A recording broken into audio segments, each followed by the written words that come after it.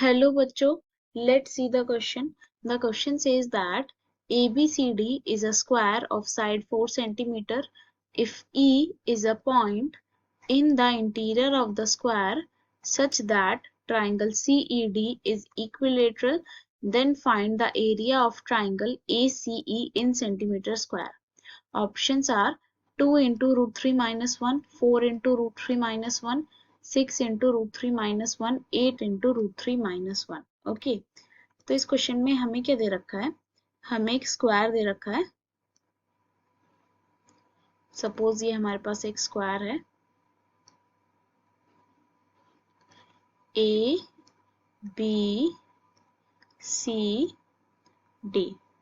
Okay, और इसकी side हमें दे रखी है 4 सेंटीमीटर. तो हम ये लेट कर लेते हैं कि स्क्वायर की साइड ए है और वो हमें दे रखी है 4 सेंटीमीटर.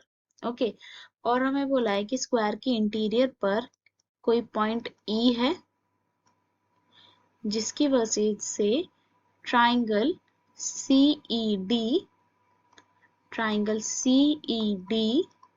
Is equilateral. ओके, तो हमें ट्राइंगल AEC का एरिया बताना है. ACE मतलब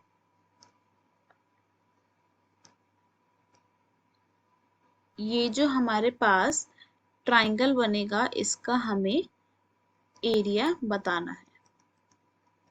ओके, तो यहाँ पे हम की कॉन्सेप्ट यूज करेंगे. सबसे पहले इक्विलेटरल ट्राइंगल का. इक्विलेटरल ट्राइंगल में हमारे पास क्या होता है? ऑल साइड्स आर इक्वल और each angle is of 60 degree. Okay, ये कॉन्सेप्ट हम यूज करेंगे इक्विलेटरल ट्राइंगल का. और सेकंड कॉन्सेप्ट हम यूज करेंगे स्क्वायर का. स्क्वायर में क्या होता है? each angle is of 90 degree और diagonal divides the angle into 45 degree. Okay, तो स्क्वायर में हमारे पास क्या होता है? ईच एंगल 90 डिग्री का होता है और डायगोनल जो होता है वो स्क्वायर का वो उस एंगल को 45 डिग्री में स्प्लिट कर देता है. ओके, तो यहाँ पे हम देखेंगे ट्राइंगल CED हमारे पास इक्विलेटरल ट्राइंगल है तो सारी साइड इक्वल होती हैं. It means DC is equal to ED and it would be equal to EC which is equals to 4 centimetre. Okay, तो ये हमारे पास सब 4 सेंटीमीटर हो जाएगा. और each angle is of 60 degree. It means ये वाला एंगल, ये वाला एंगल और ये वाला एंगल कितने डिग्री का हो जाएगा? 60 डिग्री का. तो इसलिए यहाँ पर एंगल ECD हमारे पास होगा 60 डिग्री का. Using property of equilateral triangle. Okay, अब यहाँ पे हम देखेंगे AC जो है डायगोनल है. AC इज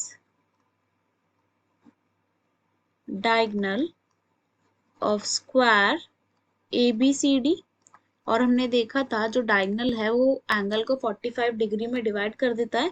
तो इसलिए ये जो एंगल होगा हमारा ये 45 डिग्री होगा. तो इसलिए एंगल ACD हमारा होगा 45 डिग्री. ओके, अब हमें फिगर से हम देख सकते हैं कि angle ECD is equal to angle ACD plus angle ECA. Okay, ये जो पूरा एंगल होगा ये किसका सम होगा? इसका, इस एंगल का सम और इस एंगल का सम. तो यही हमने लिखा है. एंगल ECD हमारा क्या है? 60 डिग्री. तो 60 degree is equal to angle ACD है 45 degree plus angle ECA okay, तो हमारे पास एंगल ई सी ए की वैल्यू आ गई 60 degree minus 45 degree which is equals to 15 degree. Okay, तो हमारे पास एंगल ई सी ए की वैल्यू आ गई 15 डिग्री।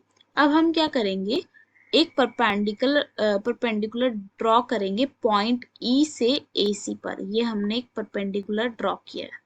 ओके, तो यहाँ पे हम लिखते हैं ड्रॉ, इसको हम बोल देते हैं M, E M perpendicular to A C. तो हमने ये परपेंडिकुलर ड्रॉ किया, तो जिसकी वजह से हमारे पास ट्राइंगल ई एम सी क्या हो गया, एक राइट ट्राइंगल हो गया। Triangle E M C is right triangle.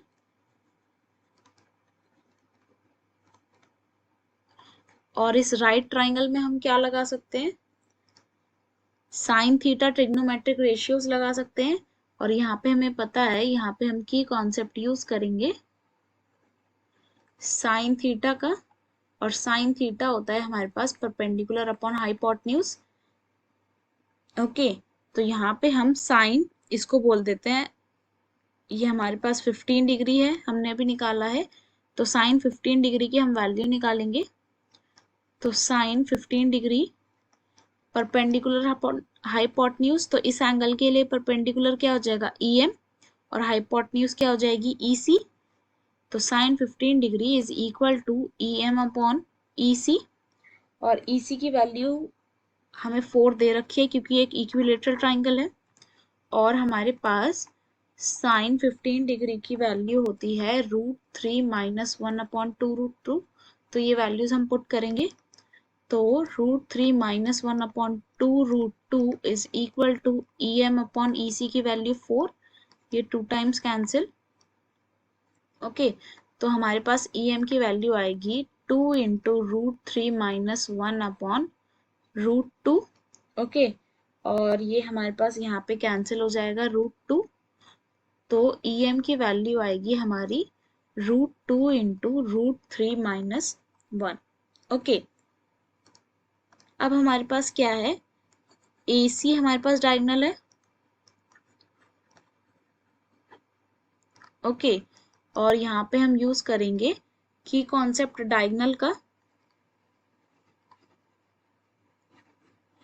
Okay, तो डायगोनल ऑफ स्क्वायर क्या होता है हमारे पास, √2 इंटू साइड, ये होता है हमारे पास डायगोनल ऑफ स्क्वायर।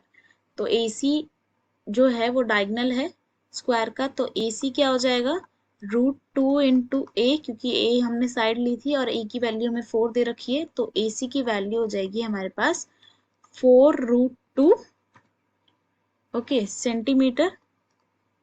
ओके, अब हमें फाइनली क्या फाइंड करना है, area of triangle A E C.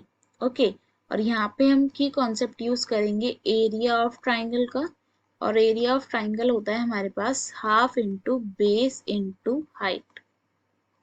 Okay, तो हम ट्राइंगल ए ई सी में देखते हैं, हाफ इंटू बेस क्या हो जाएगा, ए ई सी के लिए बेस क्या हो जाएगा ए सी, और परपेंडिकुलर जो हमने ड्रॉ किया था वही होगा ई एम, तो A C into E M which is equals to half into A C की वैल्यू 4√2 और ई एम की value √2 into √3 minus 1।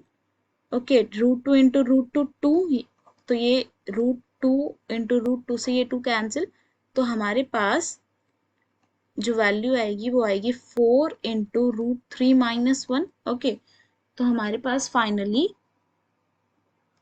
Area of triangle A E C आ गया हमारे पास 4 into √3 minus 1 centimetre square. Okay, और यही हमारे पास फाइनल आंसर होगा, तो इसलिए यहाँ पे हमारे पास ऑप्शन नंबर बी जो है वो करेक्ट ऑप्शन है। Okay, hope you will understand, best of luck, thank you.